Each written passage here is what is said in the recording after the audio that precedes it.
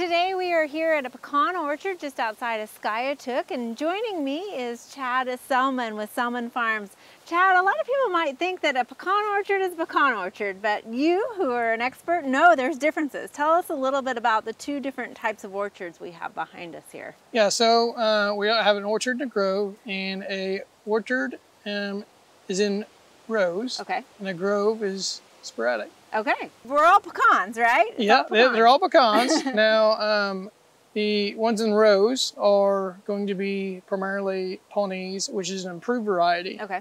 And what we did is we planted those trees. It came up as a seedling or a native tree, and then we grafted that tree, took a limb off of another tree, grafted it to that tree that was growing, and then made it a cultivar. So they have native rootstock, so they do well in the soil here and are adjusted, but yet they have an improved variety on top, yeah, growing on the top of the tree. Okay, but then the grove behind you, tell me a little bit about what that is. So it's a 90% native trees. Okay, so all the way, all the way, top to bottom. So those are the ones we didn't graft. Okay. They're just there naturally. All we did was cleaned up a block of woods around them and left the pecan trees. All right. But the difference between the improved varieties and the natives are a much smaller nut. Okay.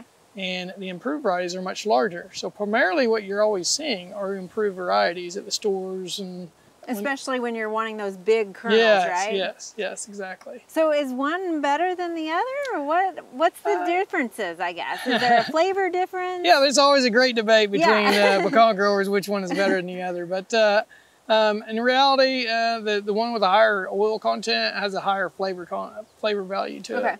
And so most of the time, it's generally the smaller nuts have the higher oil content rather than the bigger ones. Oh. But everybody likes to see likes the bigger ones because they look nice, big, and very pretty, and that's okay. So it's a little bit of the cherry red apple versus the taste of that apple. Okay, exactly. Yeah. So maybe the smaller ones actually have a better flavor for us. Yeah, which a lot of all the natives are really used for confectionery purposes. Okay. So you're not going to see that many of them at your farmers markets and stuff like that. So. Okay. Well, what about the maintenance? So obviously the cultivars are in nice rows, but your natives are kind of, like you said, sporadically planted by nature. Yeah. How does that play with the maintenance on the two? Yeah. So on the maintenance, we're spraying for the insects are going to be the same insects that feed on them both. Now the difference is the natives are more scab resistant, and most improved varieties are susceptible to pecan scab. There are some that are more resistant that USDA's come out with, OSU and some other people have came out with and researched. Okay. These are Pawnees, which they're very susceptible to scab. And so we'll have to come in and spray these. During the summer, we'll spray them about every 2 weeks, starting after bud break, and finish all the way into August. All right, so that kind of plays with your costs of production, and also if somebody's looking for something that maybe has had less input on it, they might look for a native pecan? Yeah, a native pecan, or there's some, like I said, there's other resistant varieties out there that people are planting now rather than a Pawnee. A lot of guys are planting like one around here, and Oklahoma is very popular as a Kansas. Okay. And that's really growing. It's a great nut. It has a great flavor profile. It's not going to be your great big giant nut, it's not one of the biggest ones, but it is a very good nut, very productive nut, and it's easier to grow. So tell me, I know there's a lot to the setup and layout of an orchard, that you plant a lot of trees and then later on have to go thin out those trees. Do you thin the natives ever, or what is that process? Yeah, so on the improved varieties, we're planting generally on 35-foot spacing. Some of them are doing 40s and 45s. After about 20 years, they're going to be starting to grow where they start getting too much shade and they're shading each other out. So what we do is we go into those rows and we take out every other tree. So we're going to take out 50% of those trees.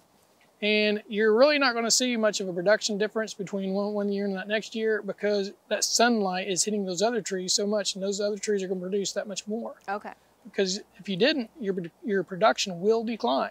And once you take them out, your production goes up, you're on the same trees. Right. Same way with the natives. Okay. That works both ways. So a good rule of thumb is if you can't grow Bermuda in your pecan grove, it's too tight. Okay.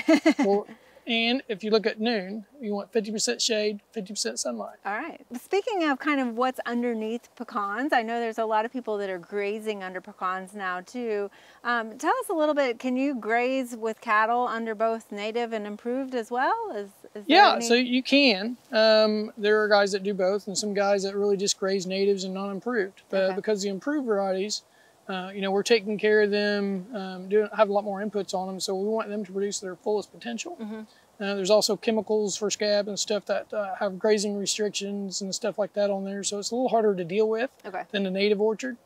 Also, I would suggest maybe pulling them out before you harvest, especially on improved varieties, because the cattle are going to stomp them in the ground and they might eat a handful of them too. Yeah, so, yeah. Everybody loves the pecans. Yeah, right? yeah, and the you know, the value per pound is more on an improved variety as well than the native. Oh, okay. And so that's one of the primary reasons for doing so. Okay, well, and if you don't know which way to go, you just go with both, right? Yeah, that's right. Excellent. Thank you so much, Chad, for sharing both of these, both the orchard and the grove with us. Thank you.